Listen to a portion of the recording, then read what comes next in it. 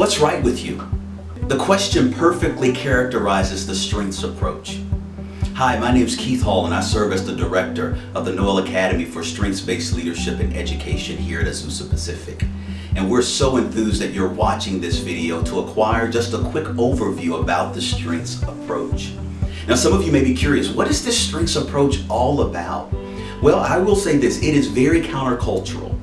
Rather than using an approach that's deficit-based, it really compels us to think about our best resources, our areas of talent, our strengths and ways that we can develop them and build on them to achieve meaningful results. So this movement actually began with a gentleman by the name of Clifton. He served as the chairman of the Gallup organization. And he asked the question, what would happen if we study what is right with people? And this was during a time when psychology, for the most part, focused on deficits and areas of distress and dysfunction, in a word, pathology. And he said, hey, we should consider human possibility. And so he conducted this research project that focused on high achievers.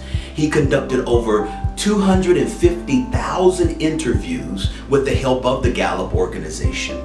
And from that research, a few findings emerged. The first one was this: high achievers, they spend most of their time in areas of strength. We also discovered from the research that high achievers, they learn to delegate and to partner. And so they accept the fact that they are not good at everything, but they're surrounded by people who are gifted in areas that they're not.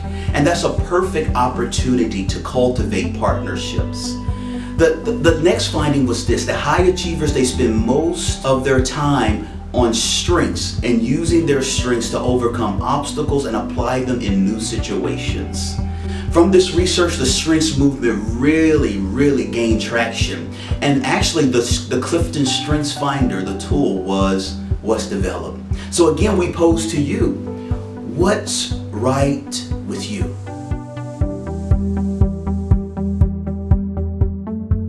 Some of you may be curious, how do I discover what's right with me? And so one way to approach that process is through self-reflection and to ask the question, what energizes me? But one of the main ways that we would recommend that you acquire clarity on the way that you're designed and the way that you're wired is by taking the Clifton Strengths Finder. The tool was developed by Clifton, and it reveals your top areas of talent. Yes, your top areas of talent. And it's a unique constellation that's only fitting for you. It details the way that you think, the way that you behave, and the way that you naturally approach life. It is your lens. And so some of you have the talent of woo. And so you enjoy walking into a space and making connections.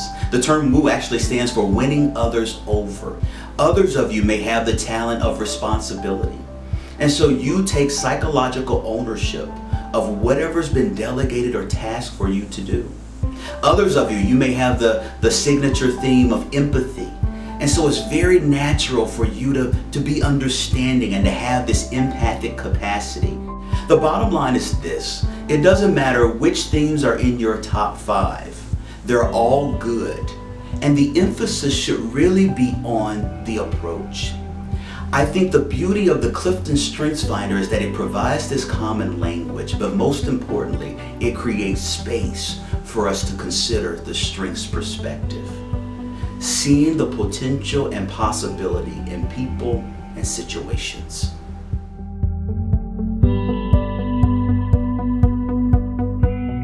Talent by itself is not enough.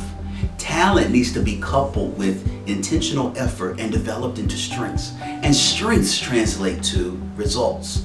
So, what are some practical steps that you can take to develop your areas of talent that are reflected in your top 5 to strengths?